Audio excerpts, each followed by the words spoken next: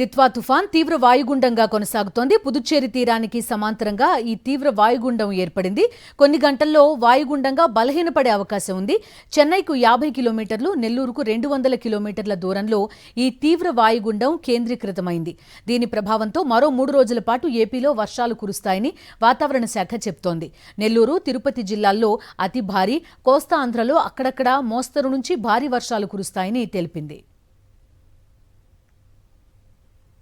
దక్షిణ కోస్తా ఓడరేవుల్లో 3వ నంబర్, ఉత్తర కోస్తా ఓడరేవుల్లో 1వ నంబర్ ప్రమాద హెచ్చరిక జారీ చేసింది వాతావరణ శాఖ.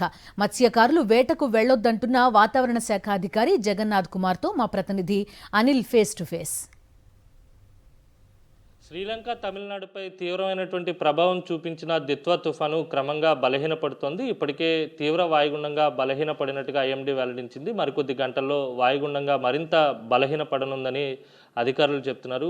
ఏ ప్రాంతాల్లో ప్రభావం ఉండబోతోంది, ఏ జిల్లాల్లో ఏ మేరకు వర్షపాతం నమోదు కాబోతోంది, సముద్ర వాతావరణం, గాలుల తీవ్రత ఎలా ఉండబోతుందో తెలుసుకుందాం. మనతో పాటు విశాఖ తుఫాను హెచ్చరికల కేంద్రం ముఖ్యాధికారి జగన్నాథ్ కుమార్ ఉన్నారు, మాట్లాడదాం. సార్, తుఫాను బలహీనపడింది, ఏ దిశగా కదులుతోంది, దాని ప్రభావం ఏ ఏ ప్రాంతాలపై ఉంటుంది? నిన్న నైరుతి బంగాళాఖాతం, తమిళనాడు, పుదుచ్చేరి తీరాలపై ఉన్న దిత్వా తుఫాను నిన్న సాయంత్రానికి నైరుతి బంగాళాఖాతం అనగా తమిళనాడు, పుదుచ్చేరి తీరాలకు సమాంతరంగా పయనించిన తరువాత తీవ్ర వాయుగుండంగా పరిణమించింది. ఇది ప్రస్తుతానికి తీవ్ర వాయుగుండంగానే కొనసాగుతూ నైరుతి బంగాళాఖాతం, దానికి ఆనుకుని ఉన్న పశ్చిమ మధ్య బంగాళాఖాతంలో ఉన్నది. ఇది ప్రస్తుతానికి చెన్నైకు 50 కిలోమీటర్ల తూర్పు ఆగ్నేయ దిశలోను, ఆంధ్రప్రదేశ్లో నెల్లూరుకు 200 కిలోమీటర్ల దక్షిణ ఆగ్నేయ దిశలోనూ కొనసాగుతుంది. ఈ వ్యవస్థ ప్రస్తుతానికి తన యొక్క కేంద్రం నుండి సముద్ర తీర ప్రాంతానికి రమారమి 40 కిలోమీటర్ల దూరంలో ఉన్నది. రాబోయే కొన్ని గంటలలో అనగా 12 గంటలలో ఈ వ్యవస్థ మెల్లగా ఉత్తర దిశలోనే ప్రయాణించే అవకాశం చాలా ఎక్కువగా ఉంది. ఉత్తర దిశలో తమిళనాడు మరియు పుదుచ్చేరి తీర ప్రాంతం నుండి దక్షిణ కోస్తా ప్రాంతం తీరంకి ప్యారలల్గా లేదా సమాంతరంగా కొనసాగే అవకాశం ఉంది. ఈరోజు సాయంత్రం తర్వాత ఈ వ్యవస్థ తన యొక్క కనిష్ట దూరం అనగా 30 కిలోమీటర్లు దీని కేంద్రం నుంచి సముద్ర తటాకానికి తీర ప్రాంతానికి ఉండే అవకాశం ఉన్నది.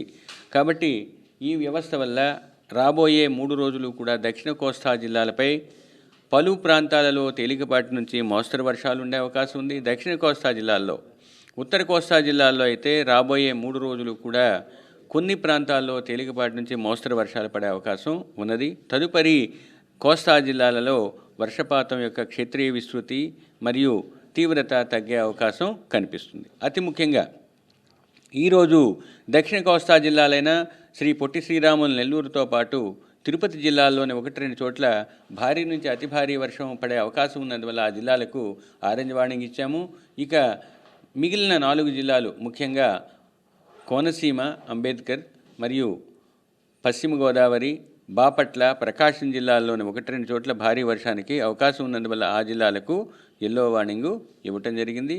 ఇక రేపు పశ్చిమ గోదావరి, కోనసీమతో పాటుగా నెల్లూరు, తిరుపతి జిల్లాల్లో 1-2 చోట్ల భారీ వర్షానికి అవకాశం ఉన్నందువల్ల ఆ జిల్లాలకు 2వ రోజున ఎల్లో వార్నింగు ఇవ్వటం జరిగింది.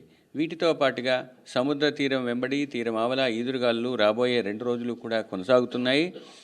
ఈరోజు ముఖ్యంగా దక్షిణ కోస్తా తీరం వెంబడి తీరం ఆవల 50 నుంచి 60, గరిష్టంగా 70 కిలోమీటర్ల వేగంతో ఈదురుగాలు వీస్తున్నాయి.